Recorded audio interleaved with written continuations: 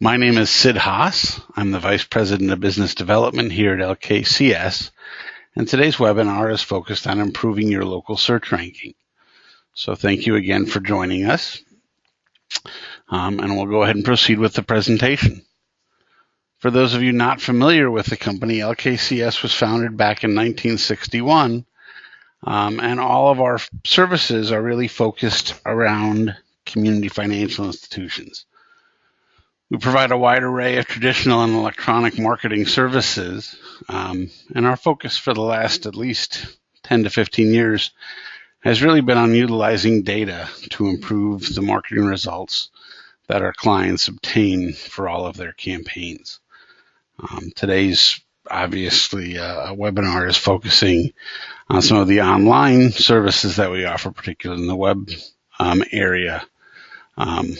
Focusing on local search and things like that. But when we talk about search in general, obviously we're kind of focusing on Google primarily because Google really is recognized as the king of search. When we look at some statistics back, in November of 2018, Google accounted for 86.5% of the U.S. search engine market. We compare that to some of the other competitors. I mean, they're obviously heavily dominant. So when we talk about any type of search engine optimization, search engine advertising, we really focus on Google. And the reason that everybody's using Google is because it works. Users find the information that they're looking for. If it didn't work, we'd be using other services. But the fact of the matter is that it works. Users find what they want, and they're going to continue to use it. But it is just the heavily dominant search engine, regardless of operating system, device, anything like that. It's the one that everybody's using. Traffic means visitors, right? I mean, if 86% of all the traffic in your area drove on the same road, you'd purchase a billboard on that road. Well, that means you have to adjust your marketing plan for Google. 86.5% of search engine traffic, of searches are occurring in Google. That means you have to adjust for Google, plain and simple. So when we talk about search in general, we're talking about a combination of paid search and organic search. And, you can see that very, very easily by doing any type of Google search, whether it's from your phone, a tablet, or your desktop computer. Anything that's a paid search ad is going to have the word ad or sponsored next to it. And any organic listings or natural search is going to appear without that next to it. There's other places that paid search ads will appear, but just for, our initial conversation, that's how you're going to see the differences, right? So this was a search that I performed just for fast mortgage loan approval, and we can see what showed up.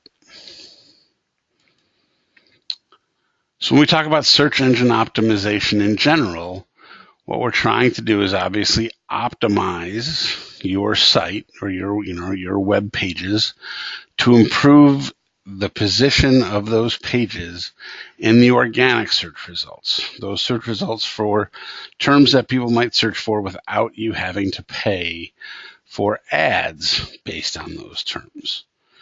But what you have to understand when it comes to search engine optimization is it's obviously a very important digital marketing strategy, but it's a digital marketing strategy with no end. Okay, it's an ongoing digital marketing strategy because Google changes their algorithms actually more than once per day, over 365 times per year. They change their algorithm.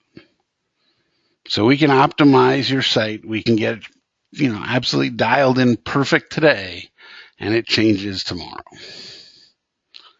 Obviously, your goal is to be on the first page of search results for key terms that people might be searching for.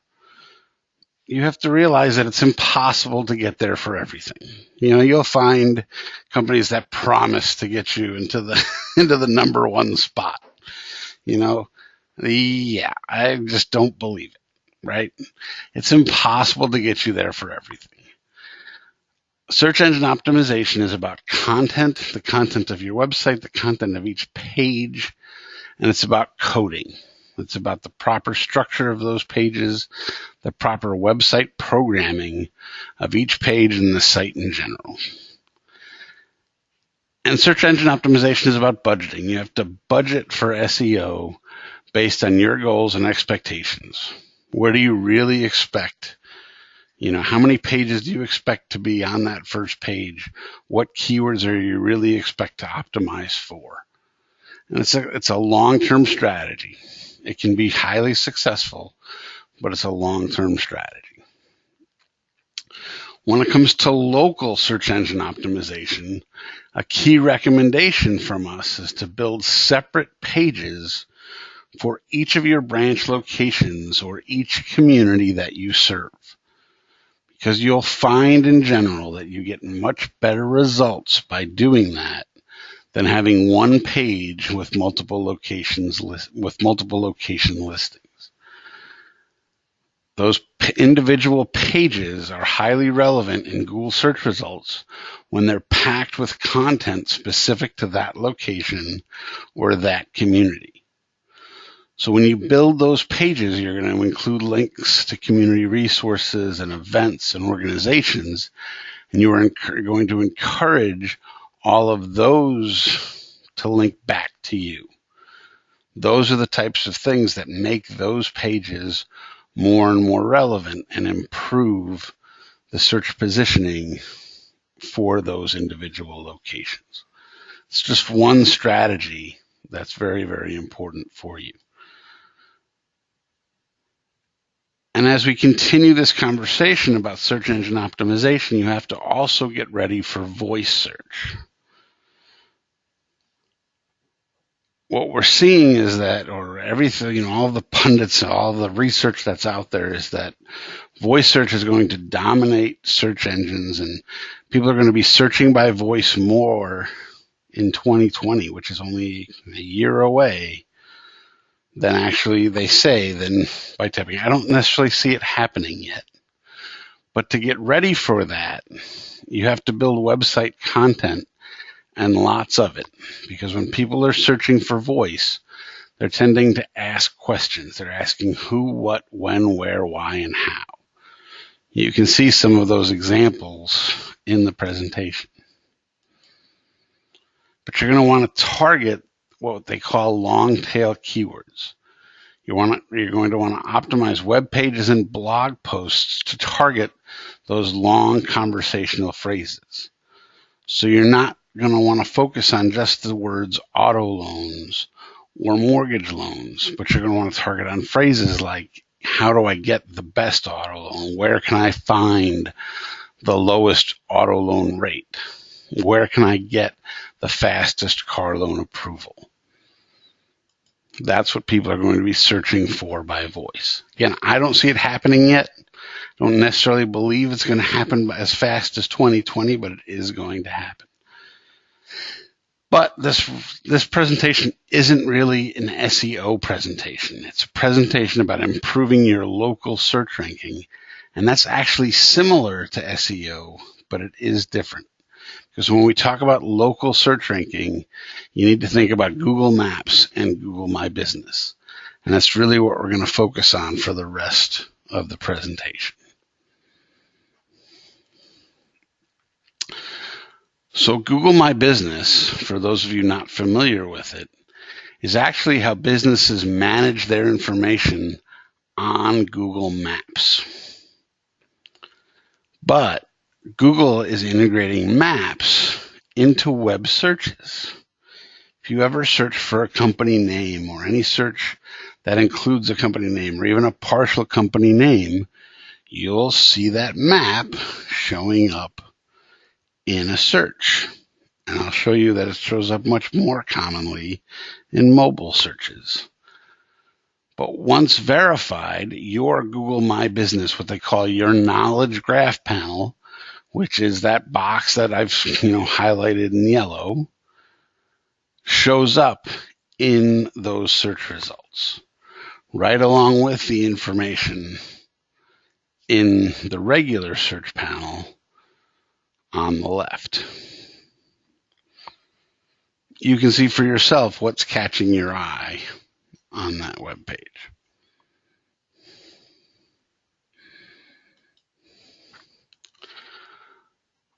More importantly, Google search is localized. Your search results will vary based on location.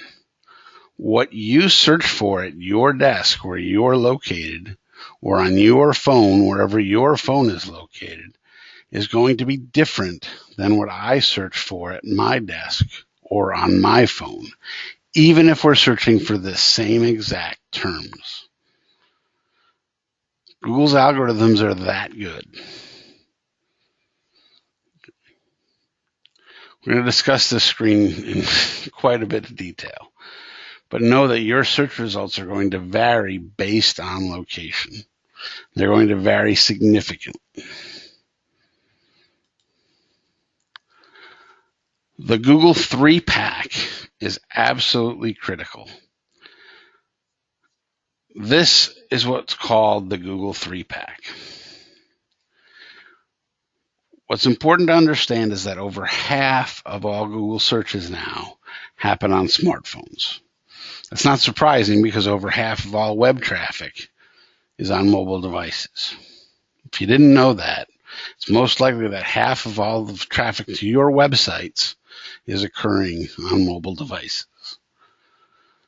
Nearly a third of all Google mobile searches relate to location. That means that when people are searching on Google, they're searching with terms relating to a city or some type of location, near me, near this landmark, close to something, in this town or this county, within 10 miles, within 50 miles, something that indicates to Google that somebody is searching based on location. And 44% of people click on one of the 3 listings presented to them in this Google 3-pack. Getting into that 3-pack is pretty darn important. So how do you do that? Well, that's the key.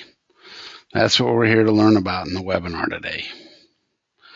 There's lots of different ways that influence, lots of different things in Google's algorithm that influence how you get into this Google 3-pack. But it's very important to make sure that all of your locations, that you're optimizing them to appear in that 3-pack. When you click on a 3-pack listing, such as when I clicked on Platinum Home Mortgage in Rockford, you're presented with additional location listings. So that 3-pack turns into a much longer list of location listings. And you get additional information about that listing as well.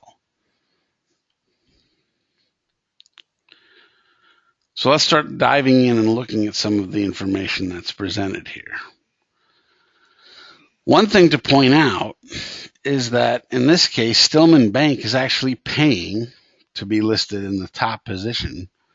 But notice that they didn't appear on the previous screen in the Google 3-pack.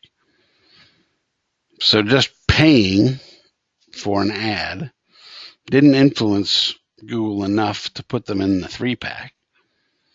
It did influence them enough to be listed in the main, map or listing page.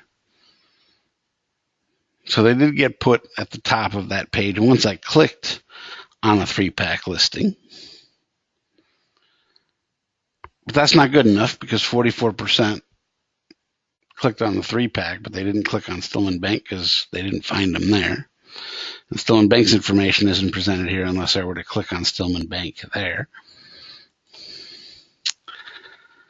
you'll see what we call NAP information, or name, address, and phone information, is presented both here, at least, not address, but phone and name information is presented, along with category information, hours. That's all presented in the details here. And you'll start to see the importance of reviews on Google, both here in 3-pack as well, and in this review summary here. We'll talk about reviews in quite a bit of detail, but reviews play a key, pivotal role in getting you into the 3-pack, and also what people are going to click on and read. And we'll talk about why that is and how you get additional reviews. But one key that you'll see is that Platinum Mortgage has 149 reviews, and the vast majority of them were 5-star reviews. And I believe that is one of the key contributing factors as to how they appeared in the 3-pack above the other ones.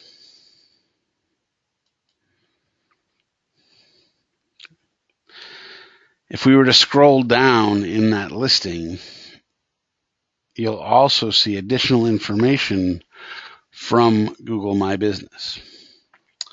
You'll see a description that Platinum Home Mortgage, or that you can control, that they put in.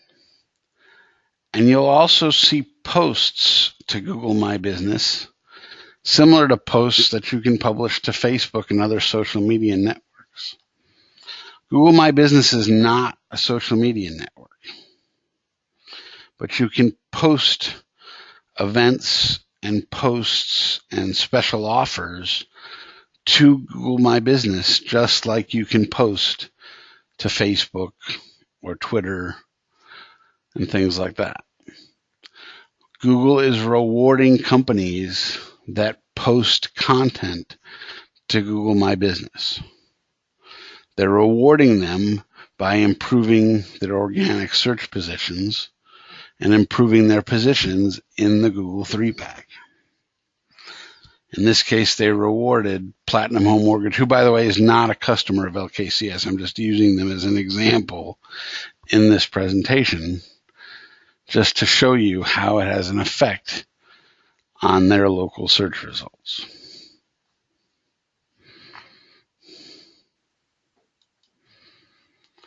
So again, the description and their Google My Business posts appear right in line with their listing as people were to scroll down. Local business listings play a key role to Google in general.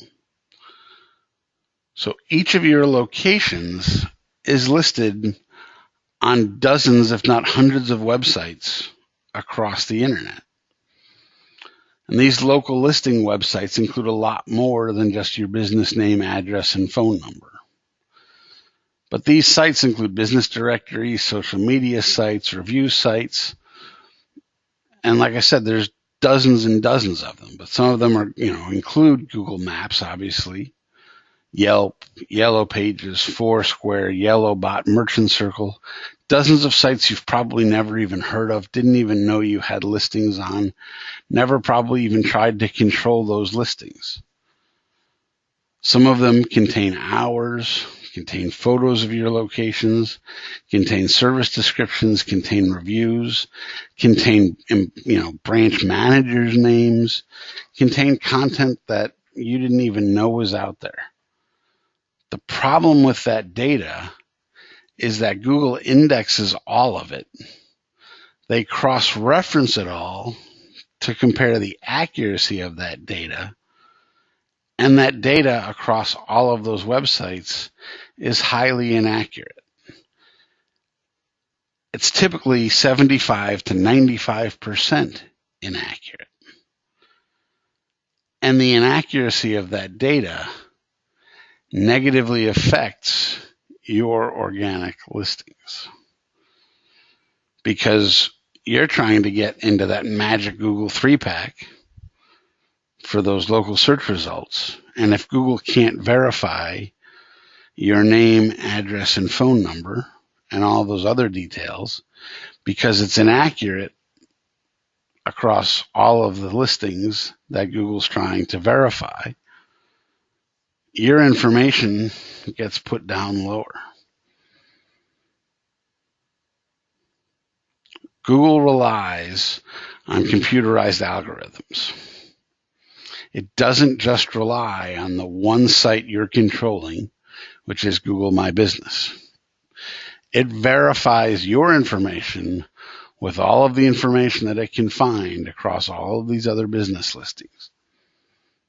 It doesn't just trust you, unfortunately.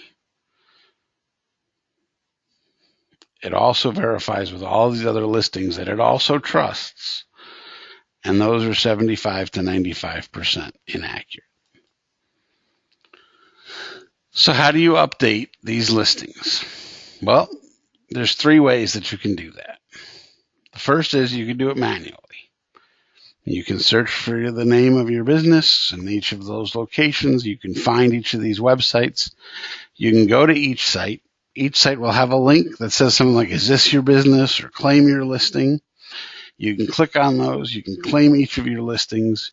You can submit your information, and you can wait and wait and wait. And hopefully, eventually, that information might get updated. There's aggregators.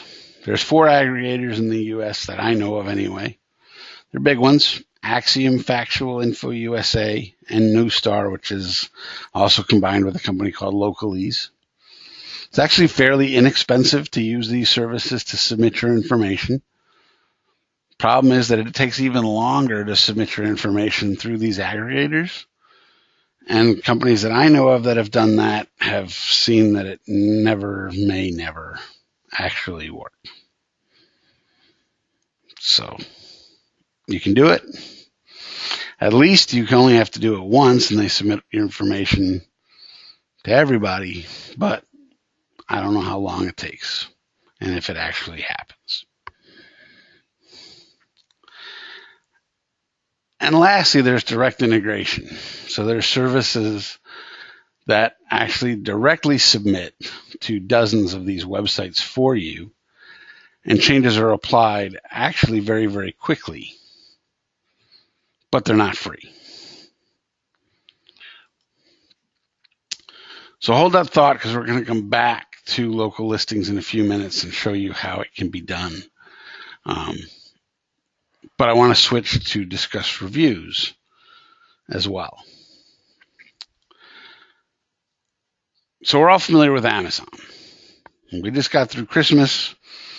I would venture to say that probably everybody on the webinar today purchased at least one thing on Amazon for Christmas. Probably more than that, but let's just say one. Amazon's reviews have revolutionized shopping, period. Both online and retail shopping.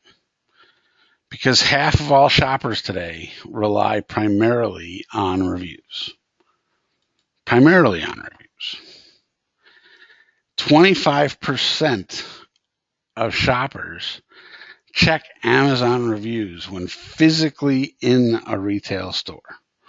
They're looking at a product on a shelf, pull out their phone, and check Amazon's reviews. I know I've done it. I don't do it all the time, but I do it. So I'm guilty of that. I'm one of the 25%. And a third of shoppers won't buy a product that has not been positively reviewed.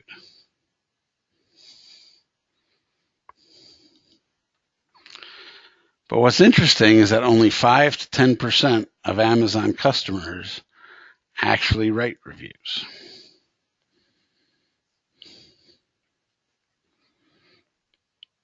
So I'm relying on 95 or the 5% of those people that write them. I hope they're accurate. And here's another interesting fact. Negative reviews aren't all bad. Because if the reviews you get are all 5-star reviews, people don't believe them. They assume you're paying. And there are actually people, a lot of companies that have been, I guess, punished in some way by Amazon for soliciting reviews. So the optimal rating now is 4.6 stars. Because we expect some people to not be happy with your product. But why does Amazon matter to you as a bank or credit union? So let's go back to Google, and let's go back to the 3-pack, and remember Platinum Home Mortgage and their listing and their 149 5-star reviews. Well, the fact is that 63.6% of people now look to Google for reviews.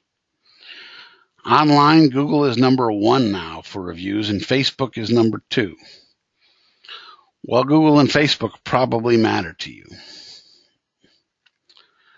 Review stars are shown with every local Google search. Everyone.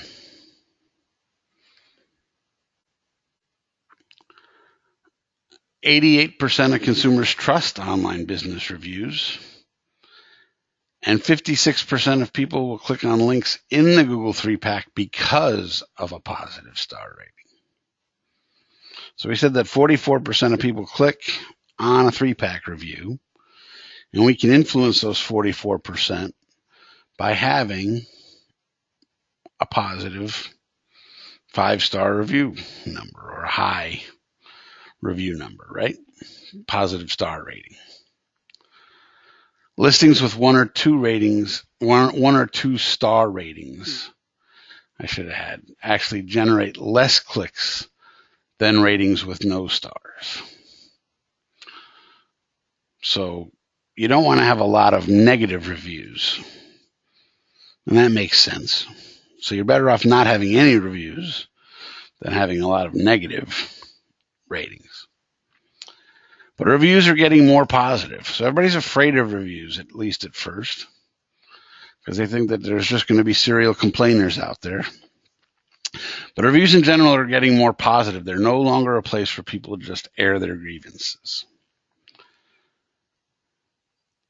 But people expect businesses to respond to negative reviews. So the good thing is that even with Google and Facebook and Amazon, all of those, when people give you a review, you have the opportunity to respond to those reviews. You can thank people for good reviews, and you can respond to negative reviews, offering people to contact you or have a conversation with them so that you can obviously, improve the situation somehow. Just like you can respond to negative comments on Facebook. And reviews are very important to financial institutions. So in 2017, the numbers that I saw anyway, were that 13% of consumers said they were likely to leave a review after a positive experience at a bank. In 2018, it says that 19% were likely to leave a review. I don't see it anywhere near that high, but you can put the odds in your favor, and you can beat your competitors by inviting people with positive experiences in your branches to leave reviews. And you can invite them via email and or text message. And I'll show you how you can do that.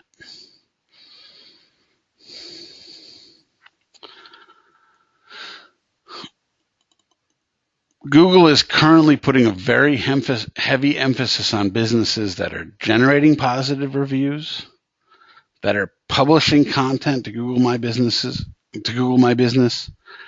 that are ensuring that their name, address, and phone and other location information is consistent across the web. These should be some of your key online marketing strategies for 2019.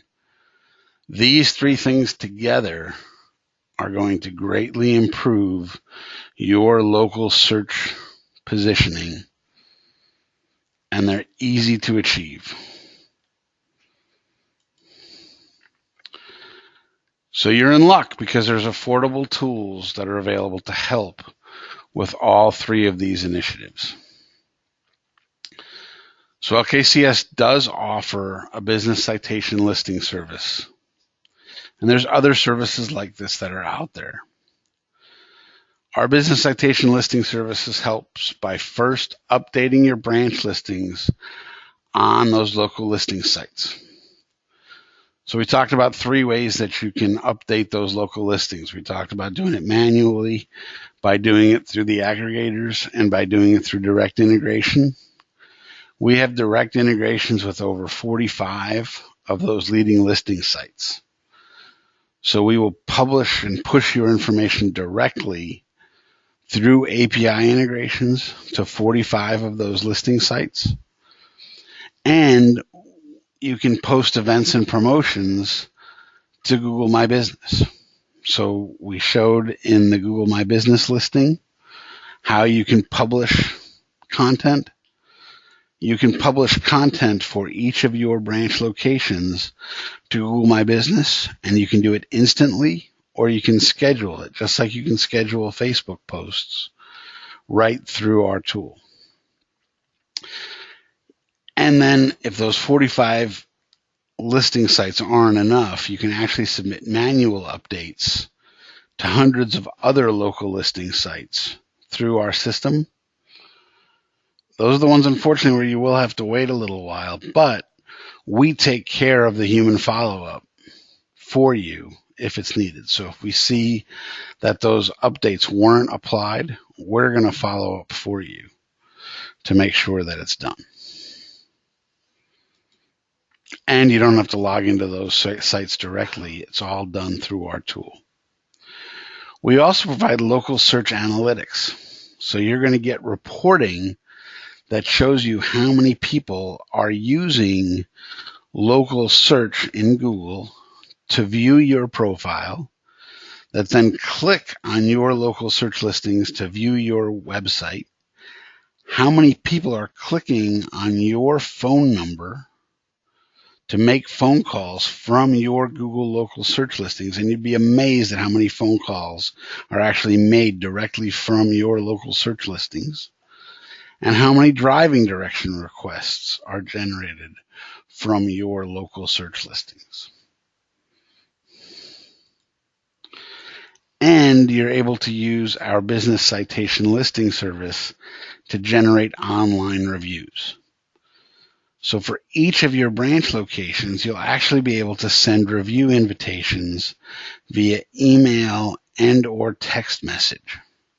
So when you have a positive experience with an account holder, that frontline staff member can drop in an email address or a cell phone number, or both, have a review invitation sent right to that person, and they can obviously tell them, hey, Sid, I'm going to send you an invitation. It would really help us if you could just, pop a positive review back to us.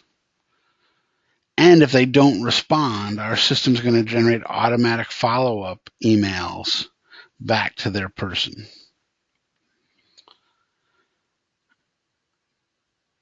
It'll send email notifications to you of new reviews so that you can respond to those new reviews with a thank you or anything like that.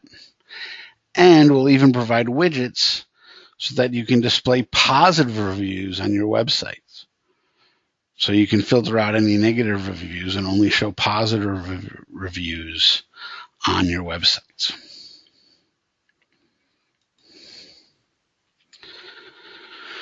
We give you a way to check your location listings at absolutely no charge.